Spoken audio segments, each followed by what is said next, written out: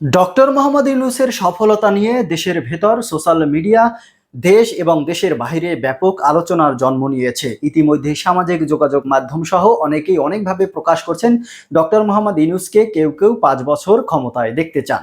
আবার দেশের রাজনৈতিক দলগুলো চাচ্ছে নির্বাচন। বিএনপির দাবি বর্তমান বছরের ডিসেম্বরের ভেতরে নির্বাচন, অন্যদিকে সরকার বলছে আগামী বছরের জুনের ভিতরে নির্বাচন দেওয়ার। জামাত সহ অন্যান্য দলগুলো নির্বাচনের পক্ষে, তবে তারা আগে সংস্কার চাচ্ছেন। এমন বাস্তবতায় কি ডক্টর মোহাম্মদ ইউনূসকে আগামী ৫ বছর ক্ষমতায় দেখা সম্ভব? তাহলে সেটা কোন উপায়?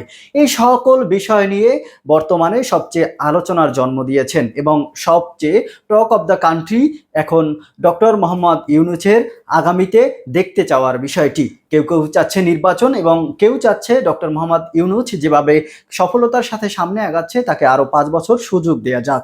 তো ভিউয়ার্স, আপনারা আপনাদের মতামত ডক্টর মোহাম্মদ ইউনূসকে নিয়ে অথবা নির্বাচন নিয়ে আপনি আপনারা মতামত তুলে ধরুন। আপনি মতামত দিতে পারেন আমাদের ভিডিওর কমেন্ট বক্সে। আর পরবর্তী ভিডিও পেতে অবশ্যই ভিডিওটি শেয়ার করবেন এবং ফলো বাটনে ক্লিক করবেন।